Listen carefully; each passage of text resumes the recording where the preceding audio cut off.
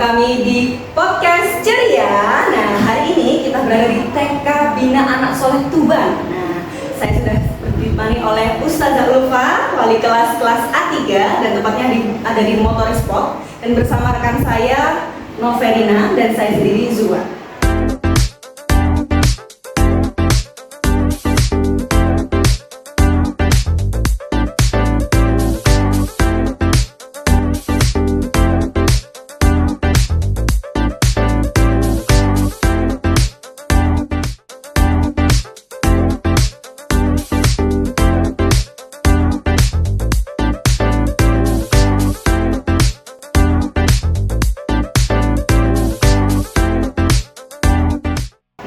Hari ini kita akan membahas tentang mata kuliah kurikulum, tepatnya tentang UBD, Understanding by Design. Nah, kira-kira kita akan share tentang apa saja ya? Sebelumnya saya mau tanya kabar dulu nih ya. Bagaimana kabarnya hari ini? Alhamdulillah, senyum ceria, jadi juara. Allahu Akbar. Yes. Oke, nah sudah semangat. Baik, kita langsung aja ya, mulai dari pertanyaan pertama ya Ustazah ya. Ya, dimulai dari rekan saya menyampaikan. Terima kasih Ustazah atas kesempatannya untuk hari ini. Jadi begini saya di sini ingin bertanya terkait tujuan pembelajaran khususnya yang ada di motorik sport itu bagaimana nih? Terima kasih Us atas waktunya. Kemarin memang Bapak kan habis ini ya praktek bersama kami. Yang pasti di lembaga kami di TK Bina Anak Soleh itu tujuan pembelajaran khususnya di motorik sport itu semuanya terkait dengan visi yang ada di lembaga kami. Meskipun nantinya motorik sport agak berbeda ya dari visinya, tapi itu merupakan sebaran dari atau pecahan dari visi yang ada di lembaga kami. Visi lembaga kami yaitu membimbing anak berkepribadian muslim, mandiri dan berprestasi optimal. Jadi tujuan dari motorik sport sendiri itu yang pasti adalah untuk meningkatkan perkembangan dan pertumbuhan anak. Jadi dari visi yang ada di lembaga kami yang pasti sangat terkait dengan adanya kegiatan di motorik sport, karena di mana anak mandiri itu dibutuhkan anak yang perkembangan dan pertumbuhannya berkembang secara normal. Begitu juga prestasi optimal juga harus didukung dengan perkembangan tubuh anak yang sesuai dengan tahapan usianya. Jadi di motorik sport kami tujuannya adalah untuk meningkatkan atau menuntaskan tahapan di motoriknya anak. Terima kasih Ustazah. Untuk pertanyaan selanjutnya Ustazah, tadi sudah membahas tentang tujuan pembelajaran yang ada di motorik sport khususnya. Kalau sekarang sejauh mana kemampuan anak saat ini tuh dibandingkan dengan tujuan pembelajaran yang diharapkan itu, misalnya dulunya kemampuan awalnya anak-anak itu bagaimana, kemudian sekarang ya dan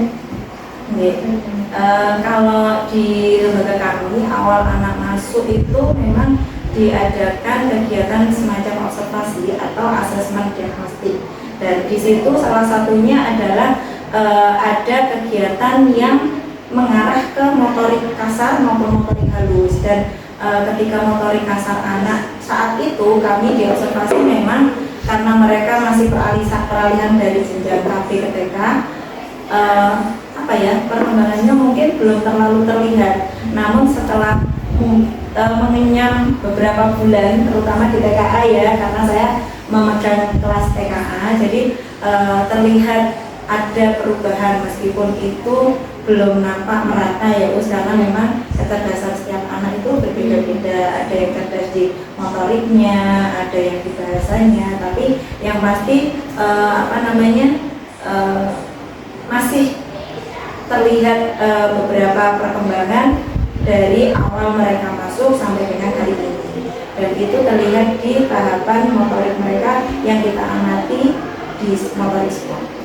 Progres ya Ustazah? Iya, pasti ada progresnya, karena taruhlah kita di motorik sport itu kan ada 3 tahapan bergelantung, melempar tangkap bola, sama menendang.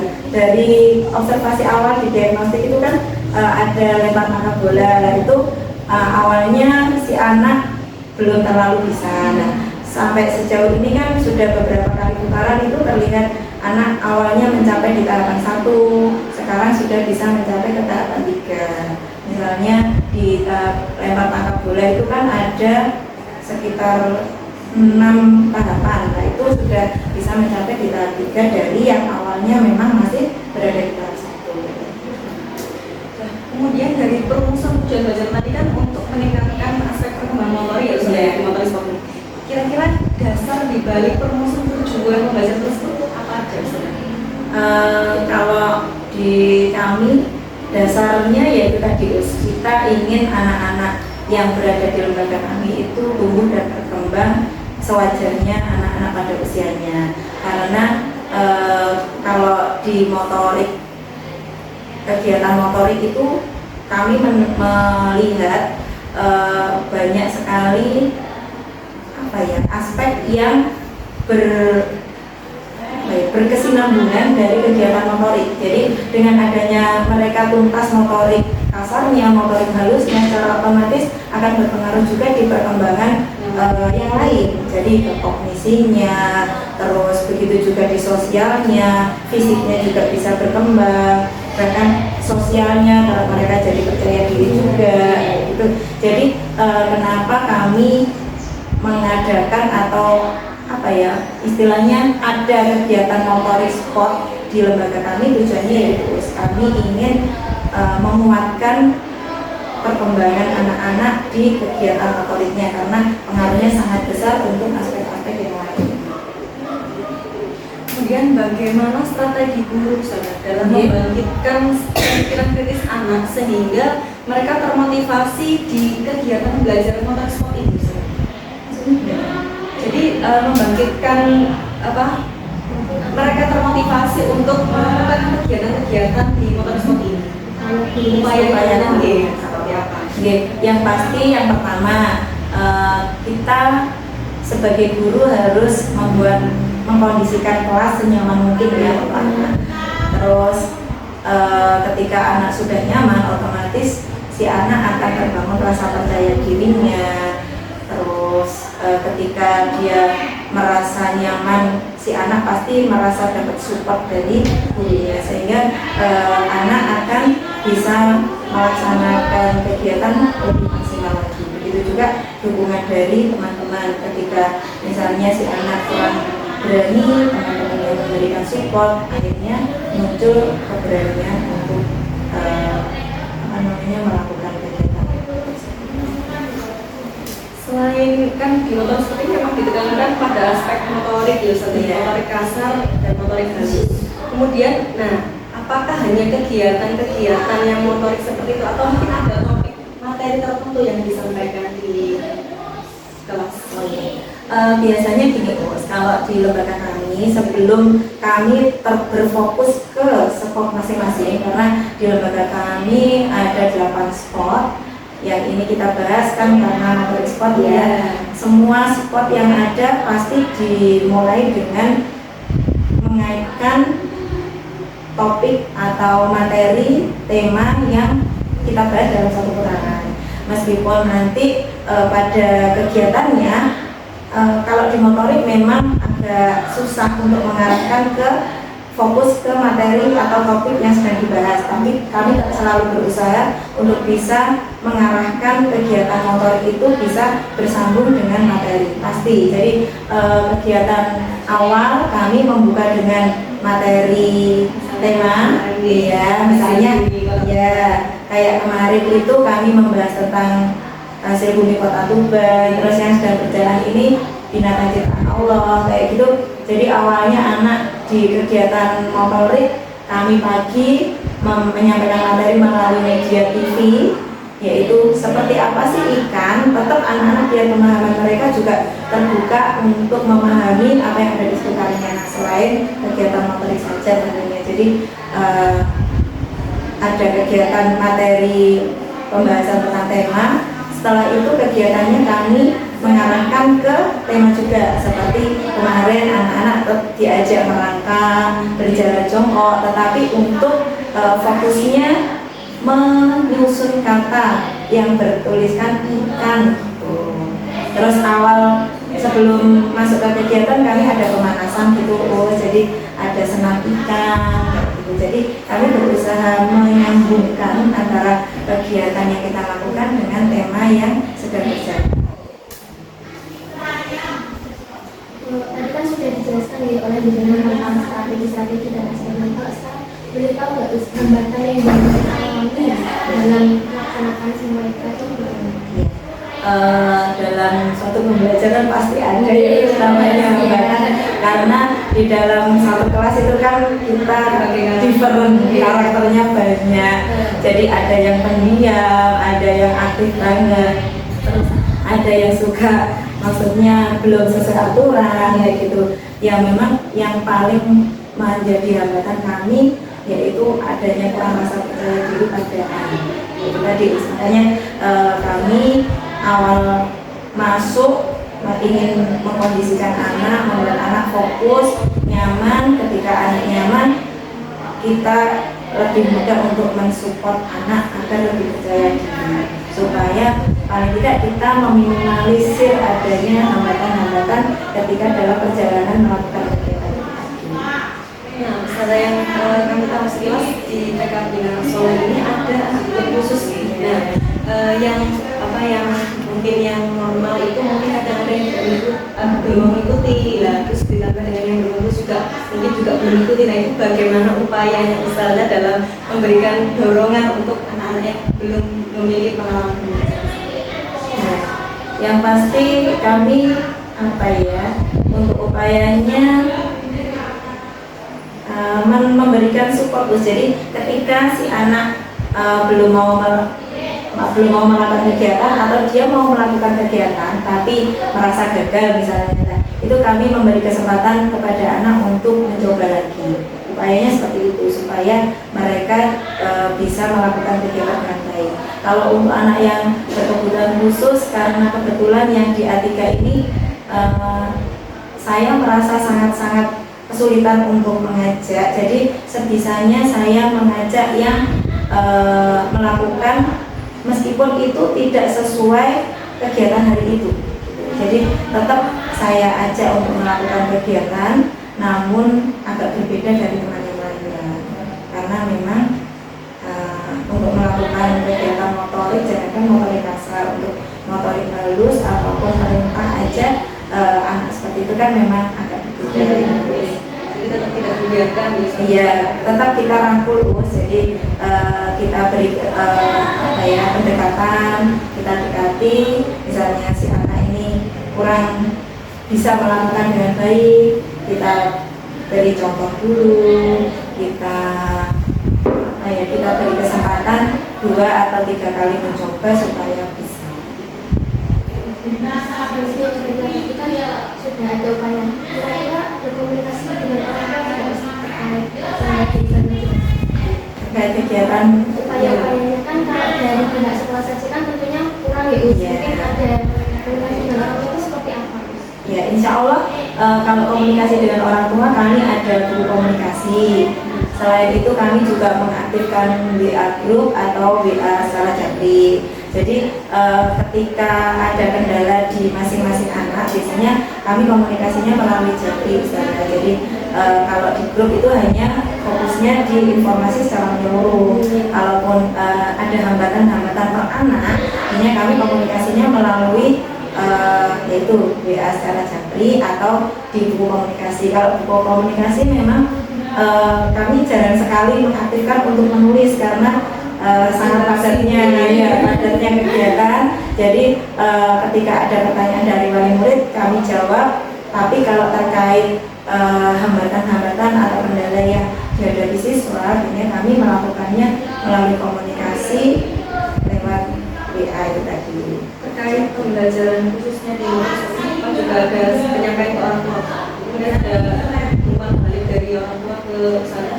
Iya, kalau informasi ke orang tua itu ini kami memberikan semacam flyer gitu, flyer informasi putaran tema. Jadi minggu ini ketika di motorik sport kegiatannya apa saja, terus ketika di blogspot seperti apa. Jadi orang tua tahu kegiatan apa saja yang sudah dilakukan oleh anak-anak mereka.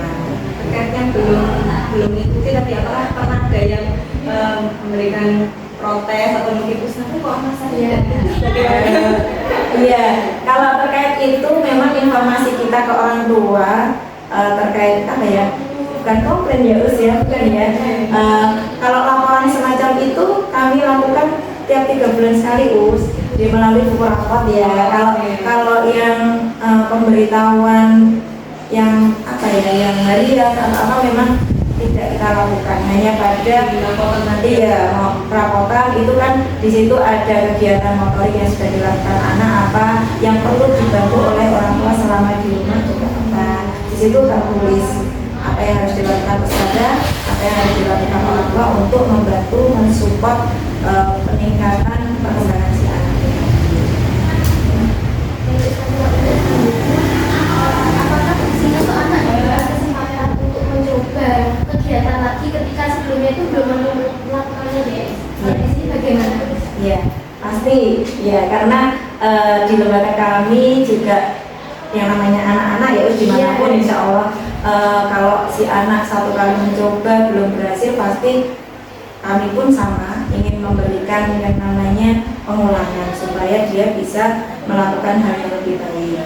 Bahkan itu masuk di indikator pembelajaran kami, yaitu di jati diri itu ada tujuan pembelajaran yang anak mau mencoba ketika mengalami kegagalan, mencoba lagi ketika mengalami kegagalan. Jadi tujuannya itu, jadi ketika si anak 1 kali 2 kali belum berhasil, contohnya menendang bola kayak gitu kan, belum tentu semua anak begitu tendangan pertama langsung bisa fokus. Nah pasti kita memberi kesempatan maksimal seperti contohnya 5 kali coba ya, karena biar ketika dia 1 kali gagal, 2 kali gagal, wah aku nggak bisa. Jadi kita berusaha memfasilitasi anak ya Us, biar mereka juga timbul rasa percaya diri ketika oh ternyata alhamdulillah di tendangan ketiga atau 4 berhasil. Pasti tadi yang sebenarnya bahasanya guru dan orang tua sudah paham terkait bahwasanya penting banget ini perkembangan motorik kasar. Tapi apakah anak-anak paham Ustazah terkait? Aku butuh banget nih apakah paham anak-anak? Ya, kalau secara teori sih Bos, anak-anak tidak tahu sih fungsinya apa, yang namanya kegiatan motorik kayak gitu ya. Kegiatan motorik kasar adalah kan nggak ngerti ya. Yang pasti ketika kita akan melakukan kegiatan, anak-anak diberitahu tujuan kita melakukan ini apa kayak gitu. Jadi paling tidak si anak paham tentang tujuan dilakukannya kegiatan motorik yang sedang berjalan. Seperti itu, misalnya bergelantung, kenapa terus kok bergelantung? Ini anak-anak yang terkendala di situ. Jadi kita menyampaikan bahwa biar tangannya sehat, nanti tangannya kuat seperti itu. Jadi paling tidak kita membahasakan dengan bahasa yang bisa dipahami. Paling tidak kita menjelaskan tujuan kegiatannya kita atau apa. Jadi untuk kegiatannya itu sendiri selain ada instruksi, apakah Ustazah juga selalu mencontohkan? Iya, pasti. Jadi kayak apalagi misalnya baru pertama kali dilakukan usia anak belum paham. Nah, ini kami biasanya mendemonstrasikan atau memperagakan caranya bermain.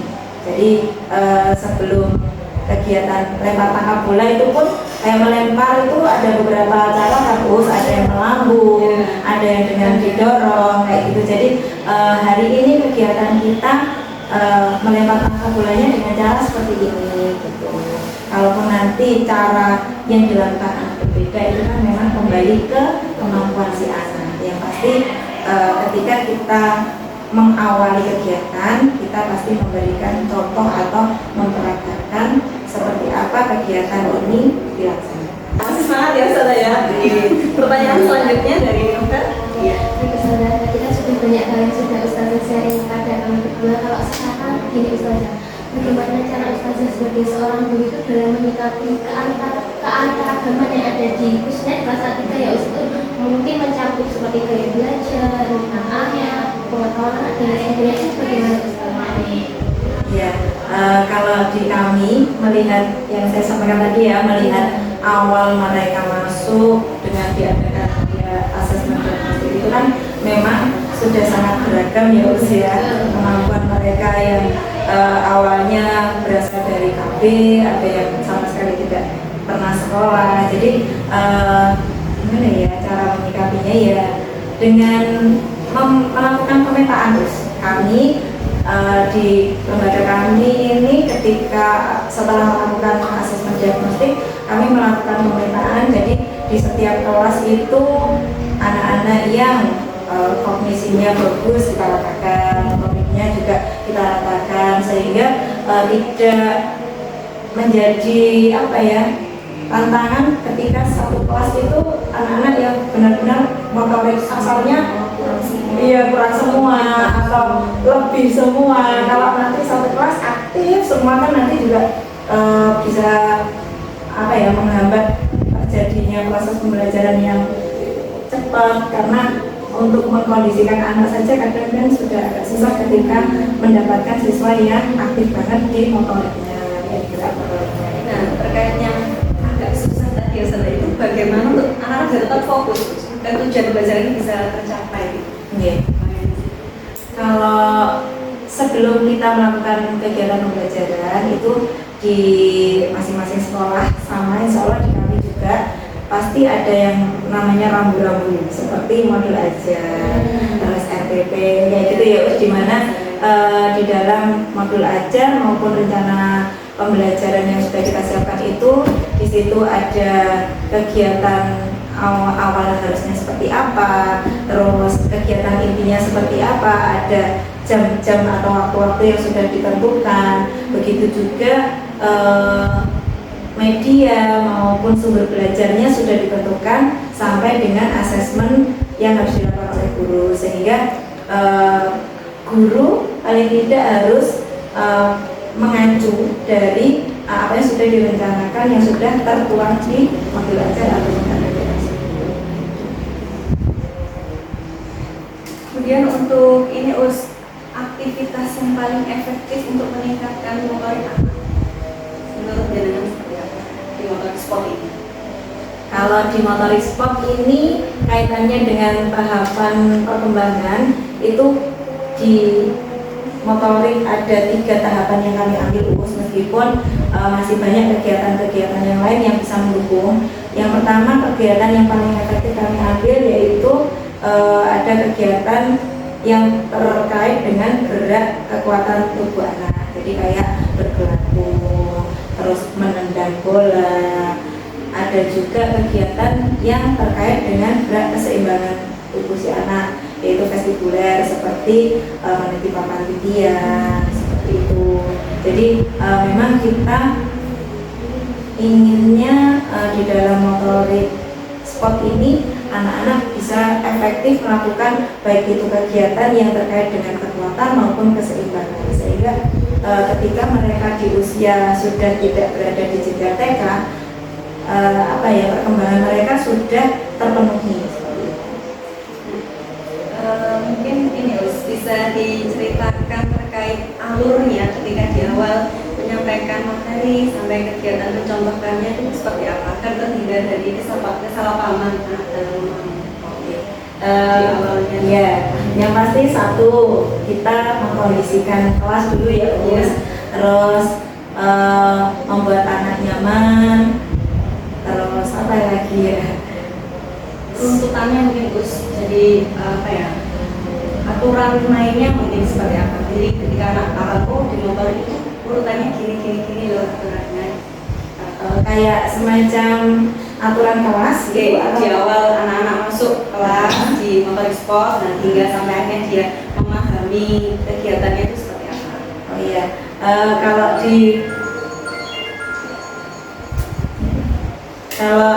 di motorik sport itu memang ada semacam apa ya itu aturan permainan di mana anak satu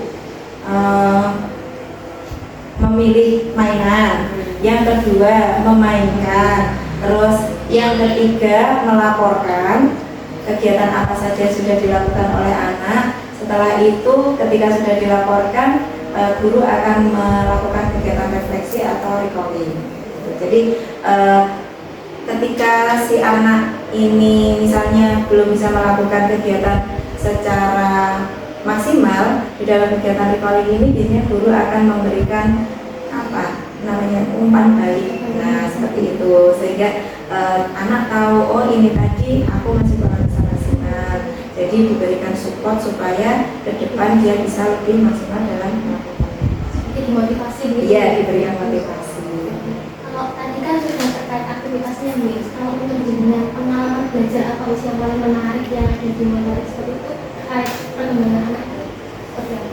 Kalau pengalaman yang Belajarnya anak, kalau menurut saya ya usaha anak, pengalamannya itu ya di usaha anak untuk mau mencoba itu upayanya ya, karena kalau anak misalnya kurang berusaha, kurang mau mencoba, yang pasti dia tidak akan bisa mendapatkan pengalaman yang akan dia dapatkan selama di motorik sport. Seperti contohnya misalnya ada kegiatan bersepeda yaitu keseimbangan tadi, kalau si anak tidak ada keinginan untuk mencoba berusaha, dia tidak akan mendapatkan pengalaman dari kegiatan yang sudah dilaksanakan.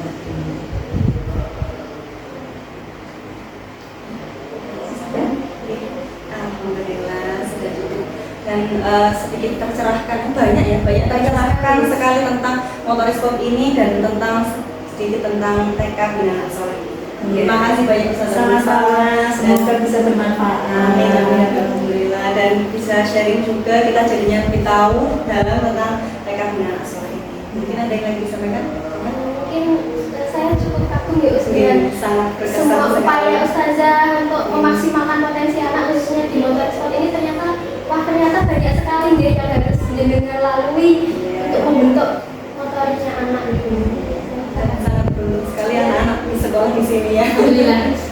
Insya Allah aspek perkembangannya bisa sangat Mohon doanya kami bisa istiqomah ya Bu, bisa istiqomah mendampingi anak-anak, diberikan kekuatan supaya bisa mendampingi mereka dalam proses perkembangan mereka, karena mereka adalah generasi penerus yang mungkin bukan saat ini saja kita bisa memetik hasil dari mereka, bisa jadi 12 tahun yang akan datang ketika mereka sudah remaja, kita baru tahu oh ternyata kebutuhan motorik ketika sudah bisa terpenuhi itu efeknya seperti ini gitu. Karena ada loh yang anak itu yang gerak motoriknya kurang, ketika di SD masih ingin bermain, itu banyak terjadi dari cerita wali murid. Jadi mereka memang belum tuntas di tahapan bermain motoriknya.